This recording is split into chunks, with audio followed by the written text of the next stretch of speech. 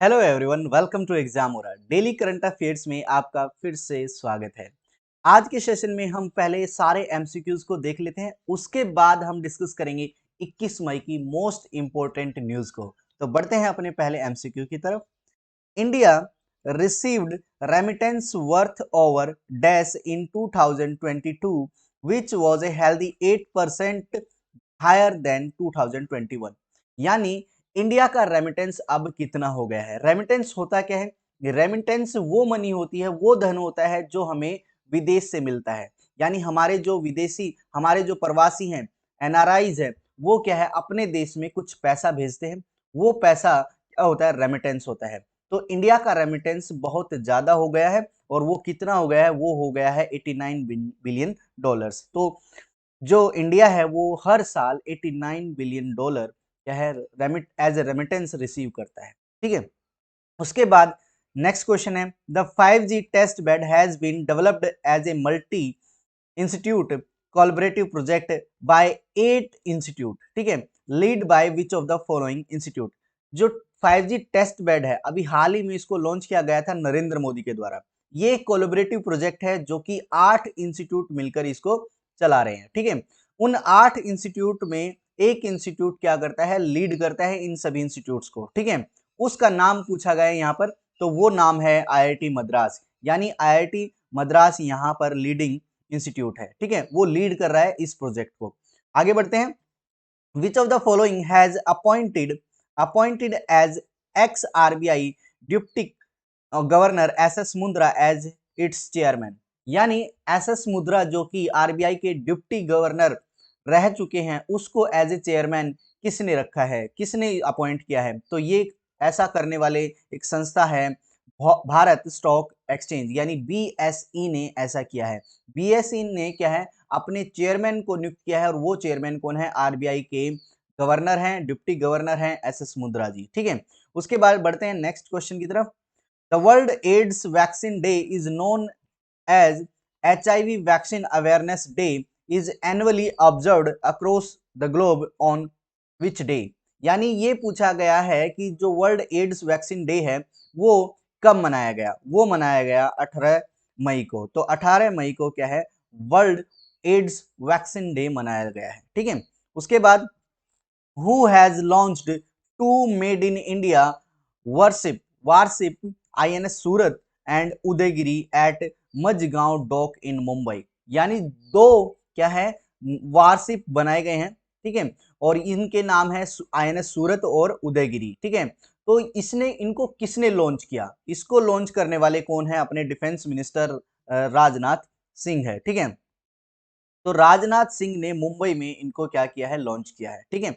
उसके बाद आगे बढ़ते हैं। The cabinet union cabinet minister Ashwini Vaishnaw has inaugurated the national institute of electronics and information technology centre where. ठीक है। तो केंद्रीय मंत्री अश्वनी वैष्णव ने राष्ट्रीय इलेक्ट्रॉनिक्स और सूचना प्रौद्योगिकी संस्थान केंद्र का उद्घाटन कहाँ किया है? तो ये किया है आपके लेह में। ठीक है। तो लेह में ये क्या है? ये सेंटर बनेगा, आप ध्यान रखना। उसके बाद the union government has announce the formation of cotton council of India. ये फर्स्ट कॉटन काउंसिल रहेगी, अभी इसकी क्या है? फॉर्मेशन चल रही है।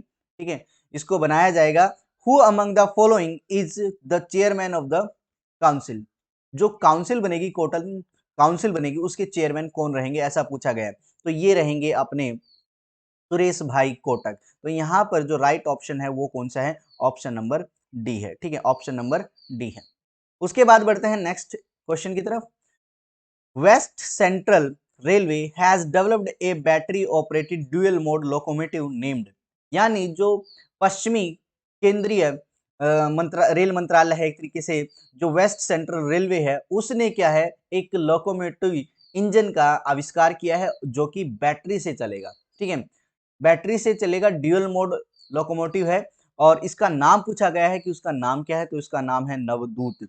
तो यहाँ पर जो ऑप्शन है बी है, वो हमारा करेक्ट ऑप्शन है। ठीक है। तो ऑप्शन नंबर बी यहाँ पर करेक्ट है। नवदूत को क्या किया है? बनाया है वेस्ट सेंट्रल रेलवे ने। तो ऐसा क्वेश्चन भी पूछा जा सकता है कि नवदूत जो कि एक battery operated dual mode locomotive है, इसको किसने बनाया है?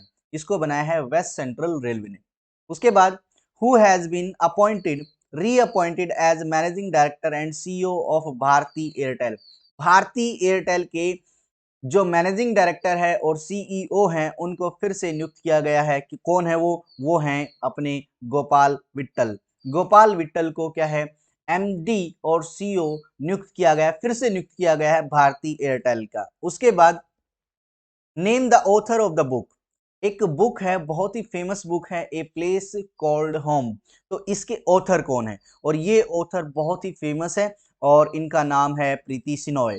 प्रीति सिनोय क्या है, एक बहुत ही फेमस ऑथर है। इन्होंने एक किताब लिखी है, बहुत सारी इनकी किताबें हैं और इनकी किताब ए प्लेस कॉल्ड होम, इसका नेक्स्ट जो पार्ट है वो आने वाला है। ठीक है। Who has released the book, the e-book Civil List 2022 of IS officers। देखिए, जो 2022 की सिविल लिस्ट है जिसमें आईएएस ऑफिसर्स के नाम होते हैं, ये इसलिए लिस्ट बनाई जाती है ताकि जब भी कभी किसी आईएएस की ऑफिसर की जरूरत होती है किसी पर्टिकुलर टास्क के लिए, तो हमें आईएएस को ढूंढना नहीं पड़ता। हम वहां से क्या है हमारे टास्क के अकॉर्डिंग आईएएस को क्या है नियुक्त कर सकते हैं। तो ऐसी लिस्ट बनाने वाले व्यक्ति कौन है, ये है जितेंद्र सिंह। ये हमारे यूनियन मिनिस्टर हैं, इन्होंने क्या है इस लिस्ट को प्रिपेयर किया है, ई बुक सिविल लिस्ट 2022। उसके बाद S&P global rating cuts India's growth projection for the current fiscal to what percent from 7.8% earlier. देखिए, जो एसएनपी ग्लोबल रेटिंग्स है उसके अकॉर्डिंग जो भारत की ग्रोथ रेट है वो कितनी बताई गई है, और पहले ये 7.8% थी। ठीक है, 7.8% पहले थी, तो अब कितनी बताई है, तो ये बताई है 7.3। एसएनपी ने क्या है जो भारत की ग्रोथ रेट है उसका अंदाजा लगाया है, और ये कितनी रहेगी इस साल 7.3% रहेगी। उसके बाद who chairs the fourth meeting of national startup advisory council. जो नेशनल स्टार्टअप एडवाइजरी काउंसिल है उसके जो फोर्थ मीटिंग है उसको कौन हेड करेगा, कौन चेयर करेगा, तो इसकी अध्यक्षता करेंगे अपने पीयूष गोयल। तो यहाँ पर जो राइट ऑप्शन है वो ऑप्शन नंबर डी है। तो आगे बढ़ते हैं। Who has received an honorary commander of order of British empire CBE by her majesty the queen. देखिए, एक व्यक्ति हैं भारत में जिनको honorary commander of order of British empire, एक बहुत ही प्रेस्टिजियस अवार्ड है ब्रिटेन का, वो मिला है अजय पीरामल को। ठीक है, तो अजय पीरामल को ये अवार्ड मिला है, ये भारतीय हैं और बहुत ही इंपॉर्टेंट अवार्ड है। ठीक है, उसके बाद आगे बढ़ते हैं अपनी न्यूज की तरफ। ठीक है, ये थे अब तक के एमसीक्यूज, और अब हम 21 मई की मोस्ट इंपॉर्टेंट न्यूज को डिस्कस करेंगे। देखिए, जो 20 तारीख है 20 मई को वर्ल्ड बी डे 2022 मनाया गया। ठीक है, वर्ल्ड बी डेज 2022 को मनाया गया। क्या इंपॉर्टेंस है देख लेते हैं। जो वर्ल्ड बी डे है ये ऑब्जर्व किया गया वर्ल्ड वाइड 20 मई को। ठीक है, और जो ये मनाया जाता है ये दिन, ये समझने के लिए मनाया जाता है रोल ऑफ बीज, यानी मधुमक्खियों के जो रोल है अपने इकोसिस्टम को बनाने में, ठीक है, उसको समझने के लिए वर्ल्ड बी डे मनाया जाता है। ठीक है, 20 मई को। This year food and agriculture organisation यानी FAO food and agriculture organisation ने इसको सेलिब्रेट किया है बी डे को। और ये जो बी डे है ये एक थीम है इसकी, और ये थीम क्या थी, be engaged celebrating the diversity of bees and bee keeping system. ये थीम आपसे पूछी जा सकती है कि इस साल 2022 में जो वर्ल्ड वाइड बी डे बनाया गया था, वर्ल्ड बी डे बनाया गया था, इसकी थीम क्या थी। इसकी थीम थी the be engage celebrating the diversity of bee and bee keeping system. ये जो थीम है आपसे पूछी जा सकती है। अगर हम बात करें फूड एंड एग्रीकल्चर ऑर्गेनाइजेशन के डायरेक्टर जनरल की, तो ये हैं क्यू डोंग्यू, और फूड एंड एग्रीकल्चर ऑर्गेनाइजेशन का हेडक्वार्टर है रोम इटली में। And food and agriculture organisation ये कब स्थापित हुआ था, इसका कब फाउंड किया गया था, इसका एस्टेब्लिशमेंट हुआ था 16 अक्टूबर 1945 को। 16 अक्टूबर 1945 को इसकी स्थापना हुई थी। ठीक है, उसके बाद आगे बढ़ते हैं। नेशनल एंडेंजर्ड स्पीसीज डे 2022 20 मई को ही मनाया गया। ठीक है, नेशनल एंडेंजर्ड स्पीसीज डे 2022 20 मई को बनाया गया। Every year on the third Friday of May. ठीक है, जो मई का तीसरा शुक्रवार आता है उसको ये दिवस मनाया जाता है। People across the globe observe national endangered species day. ठीक है, ये मनाया गया 20 तारीख को, यानी तीसरे मई के तीसरे शुक्रवार को। ठीक है, अगर हम बात करें ये 20 तारीख को मनाया गया है, 20 मई को मनाया गया है, और ये क्या है 16वां नेशनल एंडेंजर्ड स्पीसीज डे था। 16वां नेशनल एंडेंजर्ड स्पीसीज डे था। और जो ये मनाया गया है ये कंजर्विंग किस लिए मनाया गया है, ताकि कंजर्व किया जा सके प्लेनेट पर क्या है फ्लोरा और फूना। ठीक है, फ्लोरा और फूना को कंजर्व करने के लिए ये दिवस मनाया जाता है। अगर हम बात करें नेशनल एंडेंजर्ड स्पीसीज डे की, तो इसकी थीम थी 2022 की थीम थी रिकवरिंग की स्पीसीज फॉर इकोसिस्टम रिस्टोरेशन। यानी क्या है, हमें रिकवर करना है उन सभी प्रजातियों को जो इकोसिस्टम को रिस्टोर करता है। ठीक है, ये बहुत ही इंपॉर्टेंट थीम थी और ये बहुत ही इंपॉर्टेंट डे है, आपसे पूछा जा सकता है आपके एग्जाम में। National endangered species day was founded and started by David Robinson. David Robinson ने इसको स्टार्ट किया था। कब किया था? 2006 में। ठीक है, 2006 में स्टार्ट हुआ था ये डे। उसके बाद आगे बढ़ते हैं। Wesley Morgan won William E Colby award for the book hardest place. जो वेस्ले मॉर्गन है इन्होंने एक अवार्ड जीता है, विलियम ई कोल्बी अवार्ड जीता है। कौन सी बुक के लिए? द हार्डेस्ट प्लेस के लिए। ठीक है, इसके बारे में पढ़ते हैं। ये ऑथर जो जर्नलिस्ट हैं वेस्ले मॉर्गन, इन्होंने एक अवार्ड जीता है विलियम ई कोल्बी अवार्ड 2022 का। ठीक है, विलियम ई कोल्बी अवार्ड 2022 का किसने जीता है? ये जीता है वेस्ले मॉर्गन ने। ठीक है, और ये कौन सी बुक के लिए जीता है? The hardest place the American military A drift in Afghanistan patch valley. जो एक बुक है, एक हार्डेस्ट प्लेस है इनके अकॉर्डिंग, ये एक क्या है मिलिट्री और इंटेलिजेंस राइटिंग है। और इसमें ये बताया गया है कि कैसे एक अमेरिकन मिलिट्री एक अफगानिस्तान की पैच वैली में फंस गई थी। ठीक है, तो ये सब बहुत ही इंपॉर्टेंट बुक है, इनके एडवेंचरस लाइफ के बारे में है, मिलिट्री ऑपरेशंस के बारे में है, जो कि बहुत ही इंपॉर्टेंट है। ठीक है, अगर हम बात करें कोल्बी अवार्ड, ये कितना है?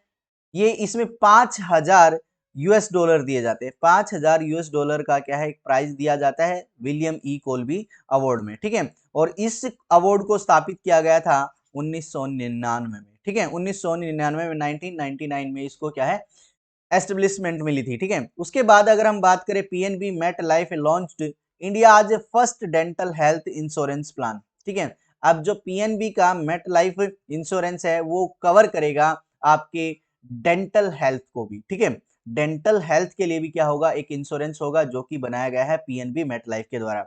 अगर इसके बारे में डिटेल पढ़े तो PNB Met Life India insurance company, इन्होंने एक लॉन्च किया है इंडिया का पहला डेंटल हेल्थ इंश्योरेंस प्लान। ठीक है, जिसमें कितने 340 डेंटल क्लिनिक को जोड़ा जाएगा। 340 डेंटल क्लिनिक को जोड़ा जाएगा। अगर आपके पास PNB Met Life India insurance का एक हेल्थ कवरेज प्लान है तो आप उसमें क्या है अपने जो डेंटल इश्यूज हैं, ठीक है, प्रॉब्लम है, उसको क्योर करा सकते हैं। ठीक है, और ये जो क्योर करा सकते हैं तो 340 डेंटल क्लिनिक्स इसके अंडर आएंगे। ठीक है, अगर हम बात करें पीएनबी मेट लाइफ एस्टेब्लिशमेंट, तो ये 2001 में हुई थी। पीएनबी मेट लाइफ इंश्योरेंस कब शुरू हुआ था? 2001 में। अगर हम बात करें पीएनबी मेट लाइफ हेडक्वार्टर कहां पर है? तो मुंबई महाराष्ट्र में है। अगर हम पीएनबी मेट लाइफ के चेयरमैन की बात करें तो ये है किशोर पोनावोलू। किशोर पोनावोलू क्या है इसके चेयरमैन है। अगर हम बात करें एमडी और सीओ की, तो इसके एमडी और सीओ क्या है? आशीष कुमार श्रीवास्तव है।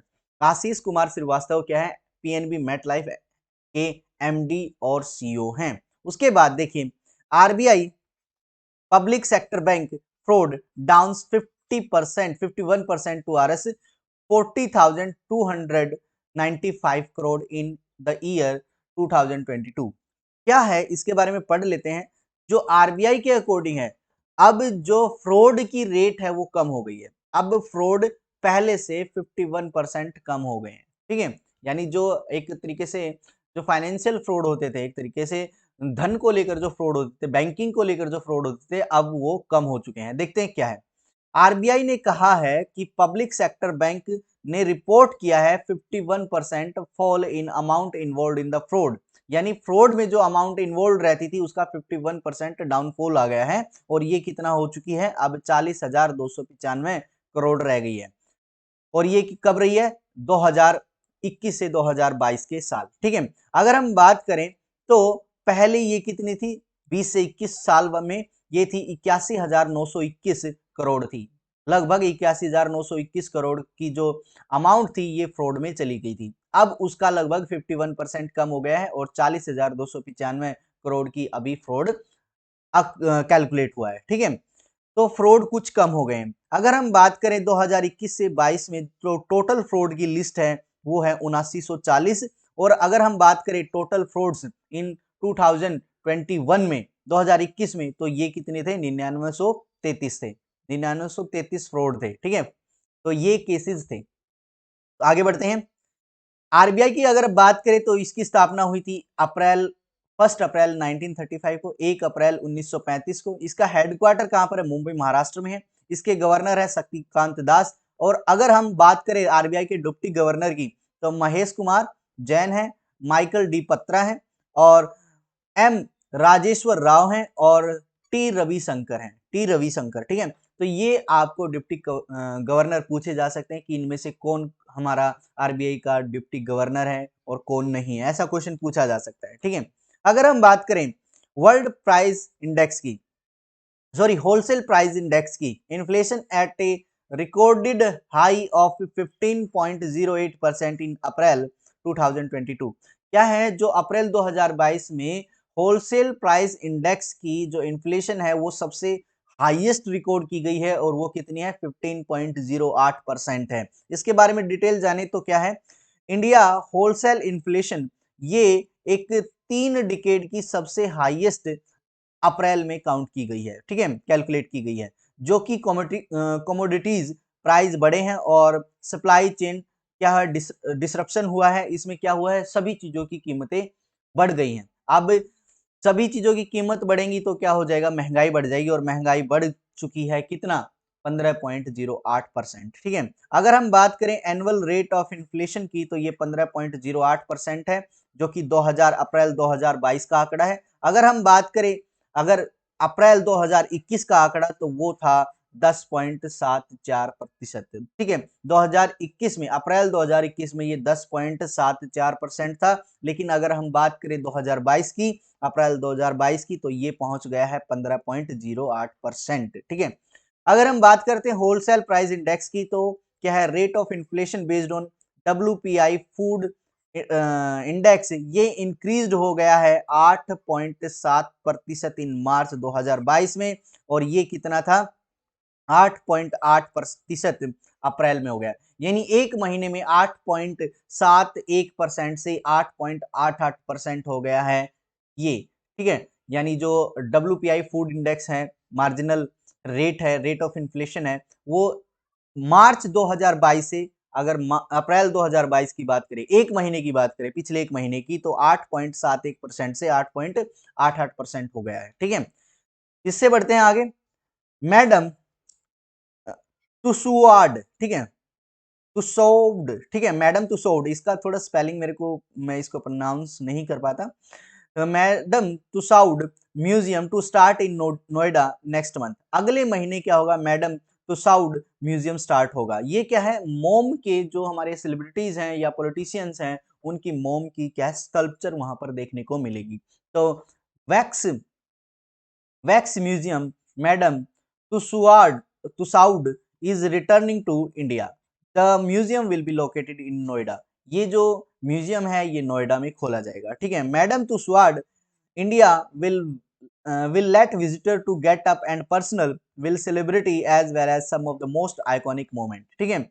अगर हम बात करें तो ये 2017 में कन्नाट प्लेस में भी खोला गया था, ठीक है। मैडम तुसवाड जो म्यूजियम है ये 2017 में कन्नाट प्लेस में भी खोला गया था। अगर हम बात करें तो इस म्यूजियम की 200 साल पुरानी हिस्ट्री है, और ये सबसे पहले 1835 में लंदन में खोला गया था, ठीक है। ये क्या होता था, जो मैडम तुसवाड म्यूजियम है इसमें स्कल्पचर होते हैं, ठीक है, मूर्तियां होती हैं एक तरीके से, और ये क्या है सेम टेक्निक का इस्तेमाल कर रहे हैं जो कि लेजेंडरी मारिया तुसवाड करती थी स्कल्पचर बनाने में, ठीक है। वही टेक्निक जो कि 1835 में जो टेक्निक थी एक स्कल्पचर बनाने की, वही टेक्निक आज भी इस्तेमाल की जा रही है मैडम तुसवाड के द्वारा, ठीक है।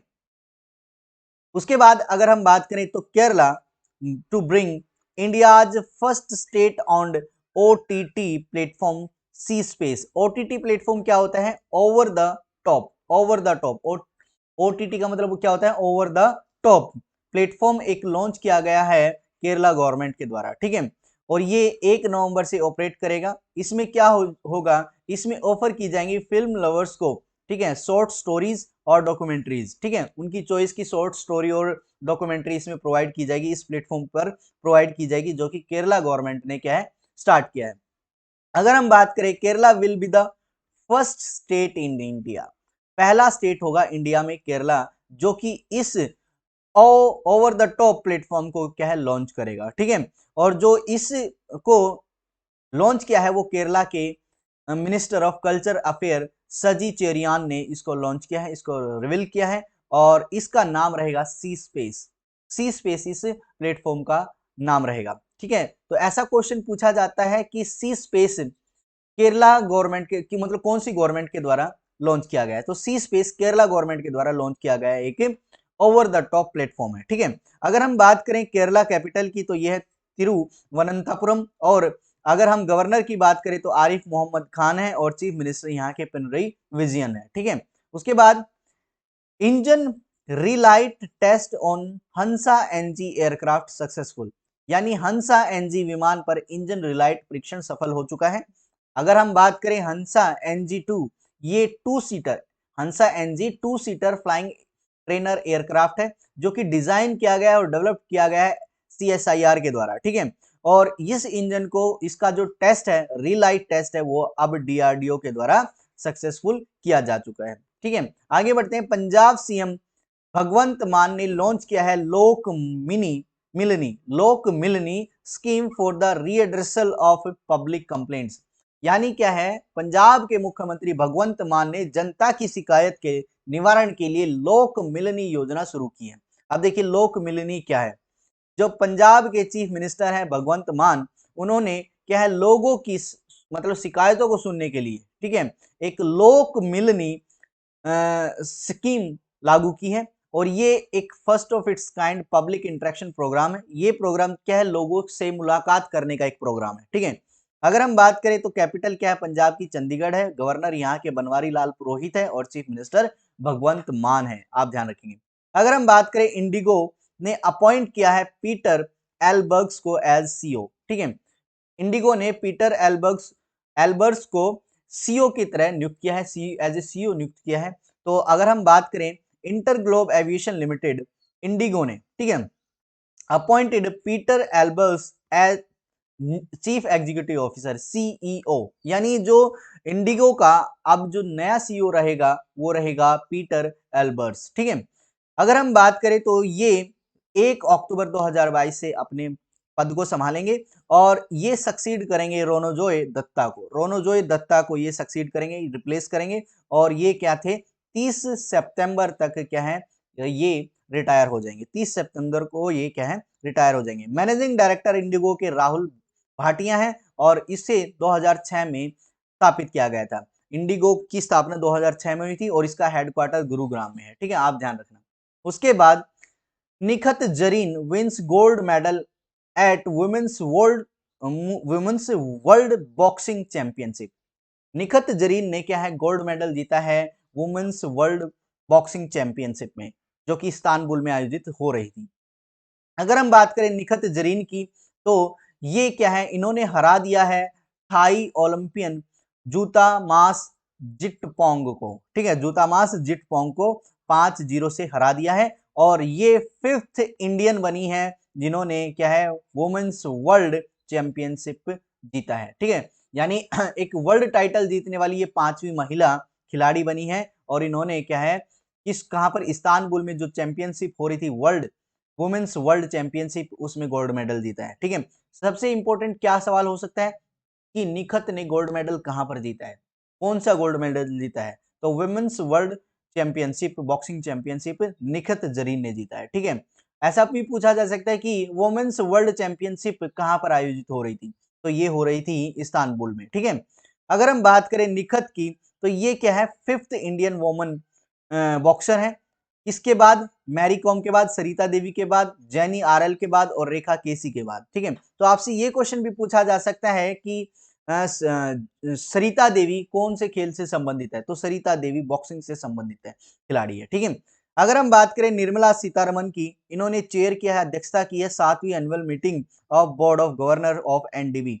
ठीक है, तो एनडीबी के बोर्ड ऑफ गवर्नर्स होते हैं, उनकी जो मीटिंग होती है, उस मीटिंग की अध्यक्षता किसने की है? ये अपनी finance and corporate affairs minister Nirmala Sitharaman ने की है। ठीक है, अगर हम बात करें एनडीबी नेशनल डेवलपमेंट के जो गवर्नर्स हैं, उनकी जो अध्यक्षता है निर्मला सीतारमन ने की है और ये 7वीं क्या है? मीटिंग थी, 7वीं वार्षिक मीटिंग थी, 7th एनुअल मीटिंग थी। ये किसकी थी? Governors of NBD, national development new development bank की। ठीक है, और ये एक वीडियो कॉन्फ्रेंस मीटिंग थी जो कि नई दिल्ली से शुरू हुई। ठीक है, और इसको चेयर्ड किया था निर्मला सीतारमन ने, ध्यान रखना। ठीक है, अगर हम बात करें तो इसको अटेंड करने वाले गवर्नर्स कौन थे? अल्टरनेटिव गवर्नर्स थे ब्राजील के, चाइना के, रशिया के, साउथ अफ्रीका के और न्यूली ज्वाइंट मेंबर बांग्लादेश और यूनाइटेड अरब एमिरेट्स के। ठीक है, अगर हम बात करें तो इस साल की थीम थी एनडीबी ऑप्टिमाइजिंग डेवलपमेंट इम्पैक्ट। ठीक है, ये इस साल की इस मीटिंग की थीम थी। बहुत ही इंपॉर्टेंट होती है थीम आपसे पूछी जा सकती है कि इस साल जो 7th एनुअल मीटिंग थी बोर्ड ऑफ गवर्नर्स की, एनडीबी के बोर्ड ऑफ गवर्नर्स की 7th मीटिंग की थीम क्या थी? ये थी एनडीबी ऑप्टिमाइजिंग डेवलपमेंट इम्पैक्ट। ये थी आज की इंपॉर्टेंट न्यूज। आई होप आपको सभी न्यूज समझ में आ गई हैं और अच्छी लगी हैं। ठीक है, तो इसको प्लीज लाइक कीजिए, शेयर कीजिए और सब्सक्राइब कीजिए। Thank you for watching.